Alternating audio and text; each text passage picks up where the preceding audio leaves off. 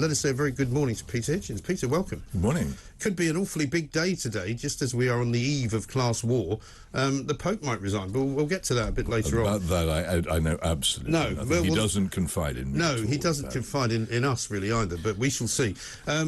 You probably remember a thing or two about the last class war we had. I remember it very well. I was in it. Back in the 1970s. I was a Trotskyist agitator. Were you really? Last class. Oh, yes. I know you were a Trotskyist. I wasn't sure if it was in that period. Upper Clyde shipbuilders, Gould docks, the coal mines, you name it. Did you do a bit of flying picketing? We were there. No, they wouldn't have had us. We were Trotskyist students for the most part. I mean, not all of our members were students, but a lot of them were, and they were tended to be pretty nervous about having people like us hanging around. But we were trying to get involved. Yeah. So present at a lot of these events. Right, because Mick Lynch has kind of kicked this all off, first of all, by calling it a class war, because he's kind of making out that the Tories and their rich mates are ruining the country, keeping all the money for themselves, and it's time that the workers fought back. But it's not quite the same setup anymore, it's very strange language. I mean, the trade unions still have these old political movements, the traces of them which have vanished from almost anywhere else. And the railway unions, because actually they've been quite clever, and have kept up levels of unionisation and union effectiveness. As have the civil service. Yeah, well, this is industrial. In most British industry, such as it is these days, it seems to me to be either ununionised or very weakly unionised. But the railway people seem to have, because of the very non-transferable skills of train drivers particularly, seem to have managed to keep up some pretty impressive levels of strength and effectiveness in an area where normally this kind of thing is gone. And it's out of its own time in a way, but they do survive. Well, they seem to have managed to hold. But to me, the whole thing has its roots in the national panic. Yeah. Which I predicted, and I will shortly be dragging out all the cuttings to say so. I predicted that inflation would be in grave damage to the economy. I can vouch for that. Would follow. Yeah. And once you have inflation at this level, it's very hard to turn around to people and say, oh, well, the price of everything is going up 11%, but we are only going to pay you 2% more for your labour, which the price of which, oddly enough, has not gone up as much as the price of petrol or anything else. And where is the justice in any of this? How can you argue that some people are entitled to have the full 11%? Yeah. Some people only get 2%, and it creates a lot of resentment. I'm afraid it will, and and it's one of the reasons why you shouldn't follow economic policies which lead to inflation. One of the most disastrous and damaging things which can happen to any society. Lenin, the great revolutionary, said that if you want to destroy a country, the first thing you do is debauch its currency. Yeah. And he was dead right. And this is what happens. This is the first tremor of what could be very serious. And who to blame? Well, I'm not sure you can really blame the unions for reacting to it. No, I don't think you can. And I've said before that you can't also blame the unions for trying to get a better deal for their members, because that's actually their job in a way. But what I suppose you can blame them for is being very recalcitrant over the years and not moving with the times and allowing, well, perhaps you blame the company for that as well, but not allowing any kind of progress to be made, technologies that could have made trains more efficient and possibly cheaper. Well, they haven't let that happen. So now they're facing a kind of a redundancy wave, which the train companies are saying we must do. Yeah, but there's always a possibility of compromise in these matters. What I learnt in many, many years of being an industrial correspondent is that there were indeed stupid, irresponsible, greedy trade union leaders, and there were others who were subtle, clever, and measured.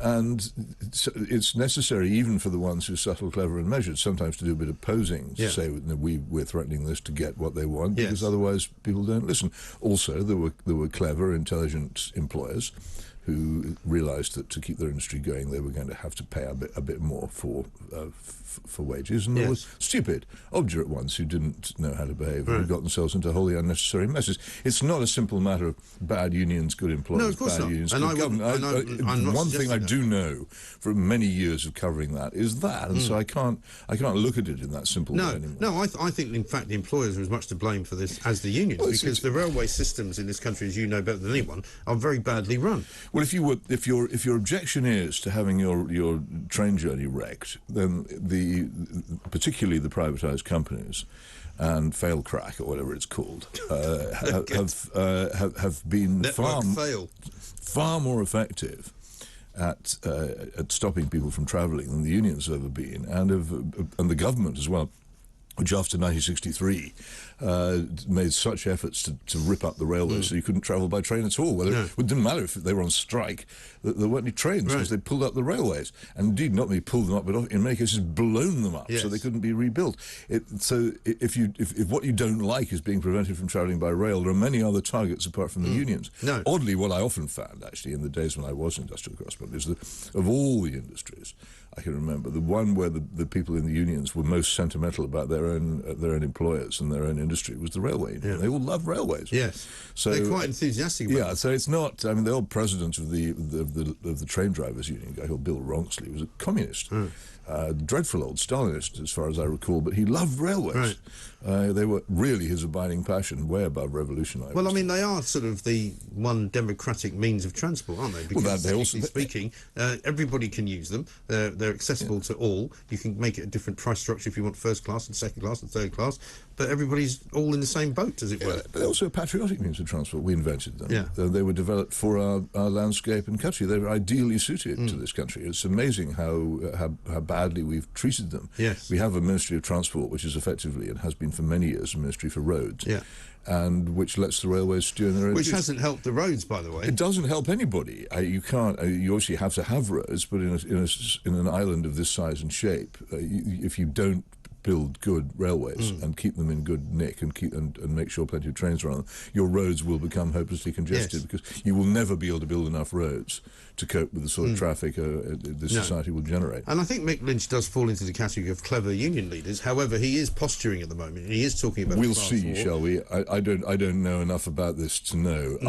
I'm not making any judgment. What I am saying to people is these things are often more complicated than they look, and I can't anymore view it in the simple way we used to do. No, I think that's probably right. However, the fact of the strike itself is enough to egg other people on. For example, this morning we're hearing barristers are now going to go on strike over the paucity of legal aid and the money that they make.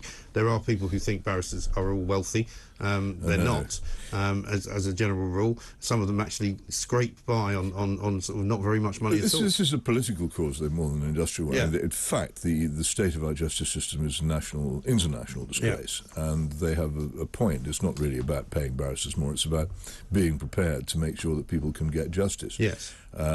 Imagine just for one moment that you were falsely accused of a serious crime in this country and you weren't rich. Yes. Under current circumstances, you've had it. Yes. And I think that's quite wrong because the whole of our justice system is supposed to depend on people being presumed innocent until found guilty. But if the whole thing is stacked against you from the start, that no longer operates. And I think we have now got a justice system in such a mess that I think that quite a lot of miscarriages of justice are probably taking place. I think that's true. And I would rather pay. And an awful lot of people, in fact, are not even getting any kind of justice because the cases have been put off for so long, the backlog has gone on for so long that they may not see the courts for years. Well, that also happens with people who've been robbed and raped and otherwise horribly treated are also finding they don't get the other half of justice. They don't see the person who's actually done a terrible thing to them tried, convicted and punished because the system just is packing up. Well, we're talking this morning about no burglars at all caught in almost half of the United Kingdom over the past 3 years. None. I mean, not like 10%. None. The police don't even need to go on strike to do nothing, do they? They really don't. They just don't do anything visible at all. I said it before, I'll say it again. If they were all abducted by aliens, how long would it take for anyone to find out? What is it that they do? And they need to be replaced. And certainly there wouldn't be any point in reporting it to the police because they wouldn't be interested. If you could get through to them. But there is a simple... It is now a political necessity, and I'm not going to stop saying it until it gets taken up more widely. The police force in this country need to be replaced. That's the only thing we can do. They need to be replaced by an organisation, or in fact local organisations, which are far better than huge ones, which actually do the job we want the police to do. That's the only thing.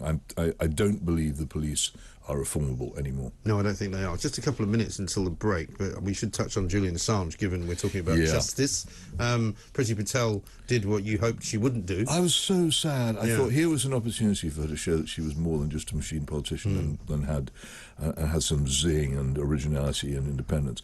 And I have to say it reflects quite badly on Johnson as well. Here is a man who made his living for many years out of journalism. He really should in a case like this, which is actually about journalism. You should stand up for a journalist. And I was disappointed. I don't actually really understand what happens now. It isn't quite over, but I do feel a dragging sense of doom about it. It'll be rather ironic, won't it, that we can manage to extradite somebody like Julian Assange, but we can't somehow get any illegal migrants to Rwanda. There is something in that, isn't there? There is. Yeah. I mean, it seems a strange place to be, but like many of the places we find ourselves in. There is no justice. I mean, is there no human rights lawyer that can stop it? Surely. Well, possibly they can. I mean, there again, to me, that would be unsatisfactory. I believe that under the actual extradition treaty and the law, the fact that this is obviously a political case should mean that Julian Assange couldn't be extradited. It's so blatantly political. Right. To say that it's not political is just astonishing. I know. To stand there and say, but and it as is. we've said before, to extradite somebody for something which has been supposedly committed in another country, without really any charges being brought or any accusations particularly being made in this country, it seems just perverse. But also, I mean, there have been many interesting statements made by major political figures in the United States about this sort of thing. If he were an American citizen, he would be protected by the First Amendment, which he would be. Or alternatively, senior figures in, I think, the Trump administration openly saying that he was guilty, which in this country would automatically mean the case collapse. Yeah. The judge would have to put an end to it if people have absolutely that right. responsibility for saying It's quite an extraordinary situation. Peter Hitchens is here. We've got loads of your calls to take as well. Keep them coming in. We're talking because one of the things that will be affected by the class war rail strike is, of course, Glastonbury, which is also kind of ironic because an awful lot of the people going to Glastonbury will probably support the RMT, right? I have no idea. I mean, I have never been to Glastonbury. The nearest I've got to Glastonbury is its book equivalent, the Hay Festival. Oh, yes. A gathering, a much less muddy affair. No, I don't know. It can be quite muddy, but a gathering of the liberal elite, which I've been allowed into a couple of times, and was once cancelled from. Were you? Oh yeah, I wrote a book, and the wrong think. Exactly. I wrote a book, and they invited me to come and talk about it, and then suddenly, about 3 weeks before, they said, "No, sorry, changed our mind." I think they'd read the book by then, but how pathetic is that? I know. I thought it was really feeble, but there it is. It's what they like. Yeah. They really can't stand much in the way of dissent, but they do think very highly of themselves. And there was this when Sir Lenny Henry said there were, how shall I put it, very few brown or black faces at Glastonbury. It just occurred to me that the solution, as I said, if you think Glastonbury is too wide, and if you think that Rwanda is too tough, well, then the newly arriving migrants can be sent straight to Glastonbury. Absolutely. They can meet the people who are keenest on them arriving. Get a free tent. Well, indeed. I mean, they can just stay there. It seems to me to be an ingenious Swiftian solution to a couple of problems. Yes, I'm surprised you haven't been roundly criticised by the wokists for that. I think, actually, it's probably impossible for them to come up with any riposte to it. Yes. Because why wouldn't they enjoy Glastonbury? I did get accused, as one always does, of bigotry of one kind or another, but the person doing it realised as he did it, I think, that there was no basis for it. No. You can't. Well, now you get called a racist simply for stating the obvious. I get called a racist for being alive. Yeah. It's not, I mean, I put out a tweet. It doesn't mean anything. I can actually point to, they're talking of class war back in the 1960s. I think I may well have taken part in the first demonstration against what we then called racialism that happened in this country, which was bizarrely outside a hairdresser in the Cowley Road in Oxford, who was accused of discriminating against black customers. Really? Isn't that interesting? That would have been 1967, I think. Okay, because whatever they and I believe then as I believe now that racial bigotry was a disastrous and stupid thing, and I stick with that. And it is. I, however, have an even better one for you than that, because more recently, I would say probably about 7 or 8 years ago, when I first moved to Bermondsey, I needed a haircut, and I walked into the first place that I saw, and I said, can you do me a haircut? And they went, no. And I said, sorry, what do you mean no? And they said, well, you're not black. Because it was a place where apparently black people went because it was specialised in cutting black people's hair. Well, that's very complicated. And I walked out and then thought, that's a bit racist, isn't it? But then it's probably not. And I thought, well, I'll just find another barber. You know, I didn't decide to demonstrate outside. No, probably best not. But but you see what I mean. It's mad. It's a minefield. But I like to point this out that that as an ex-Trotskyist, I mean, there's some things you retain. Well, the best thing about the left in this country from the very beginning has been its opposition to racial bigotry, and yes. And I stick with that. Yes, I think so. Let's talk about the Falklands, because we supposedly celebrated, or commemorated anyway, the 40th anniversary of the Falklands War. But you're saying in this week's column that it was quite low-key. It seemed very low-key to me, I thought, because it was huge at the time. It was. Remember, it was an enormous national convulsion of, first of all, outrage that the Argentines had seized our territory and proposed to put British people under what was... I was ready to sign up.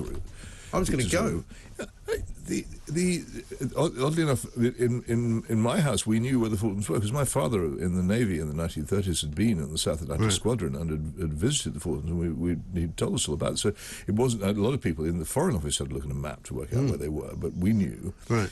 And the whole thing was an outrage, because it didn't really matter what your politics were. Here were innocent people living quiet lives on these islands, suddenly being told that they'd lost their freedom and having guns had to be pointed ruled at by a military dictatorship. Yeah. And having guns pointed at them, which I think is what upset most of us. And the thing, it's when you go into it, a lot of people thought at the time, oh, Margaret Thatcher, marvellous, standing up. But in fact, she had no choice at all. She was very lucky. Yes. The truth is. And Harold Briley has written this very good book. Harold Briley, who was the BBC's superb correspondent in Buenos Aires at the time, and who knew the islands very well and did a lot of the best reporting from down there, has written this book. He's very old now, but the book is still pretty sparky. It's a very interesting book, and he's very contemptuous of the Foreign Office for the way in which they tried to sell the islands to the Argentines, and for the stupid people who were selling off vital parts of the Navy. The ships, several of the ships which were used in the task force, were almost sold to foreign countries, and we got back just in time. Because there was a lot of merchant ships that went as well, wasn't there? But the actual ships, actual important ships in the naval task force, we would not have had if the Argentines had the sense to wait a few more months. We wouldn't have had those ships. We couldn't have taken it back. The islands were taken back basically by the Navy, and without the Navy, you couldn't do it. The Navy, which John Knotts, Margaret Thatcher's then Defence Secretary, was pretty much trying to dismantle. Yeah, amazing. Yes, the Tories all the time. They go on and on about how patriotic they are, but you look at the state of the armed forces. And the head of the army going on and on about standing up to Russia the other day. We've got fewer troops than we had in the days of Waterloo. And we probably have fewer ships as well. So a lot of the ships won't move. I mean, probably they won't work in warm water. Shouldn't say this out loud, but if the Argentinians decided to invade it again, we might not be able to stop them. It's difficult, because we now have the actual an actual airport in Stanley and the possibility of rapid reinforcement, and I think it would be much tougher for them to get away with it. But what can one say? I mean, the whole problem with armed forces is you maintain them against unexpected surprise dangers at a level which will always make sure an enemy thinks twice before attacking you. I don't think that governments of either party have been doing that with our armed forces now for about 30 years. No, I don't think so. I always remember I moved to New York shortly after the Falklands finished, and I remember watching David Letterman one night, who was, their famous sort of late-night comedian, talk show guy, and he said, I've never quite understood the Falklands War. He said, the Brits declared war on the Argentinians and said, we'll see you in 2 weeks. Which I always thought was quite a funny kind of juxtaposition, because it was like that. We'll see. We'll be there in a couple of weeks. Yeah, but we then arrived on time and we chucked them out. Yeah, and once we got there, they didn't have any choice. They had it was a very tough fight, I have to say. And it was making a very close run thing. Of course. It was a good war for him, wasn't it? Yeah, but the Americans were not. They were at least half. Belatedly. At least half the administration were really on the side of the Argentines. Yeah. Rather than on that well, side. that was the whole Pinochet connection as well, wasn't it? Because that was how. Maggie Thatcher had a soft spot for Pinochet because Argentina and Chile, of course, have always been enemies, and the Chileans were able to help us quite a bit. But that complicated thing was going on as well. But fundamentally, it was a straightforward war for British interests and prestige, for democracy and freedom against dictatorship. And we haven't had a war since then that's been that straightforward, it seems to me. No, there hasn't been one. has been very complicated. Well, they've been sort of idealist wars, usually as the fifth wheel in the American cart, which doesn't seem to me to be a very dignified position to be occupied. I think that's very true. Well, we covered a lot of ground, Peter. Thank you very much indeed.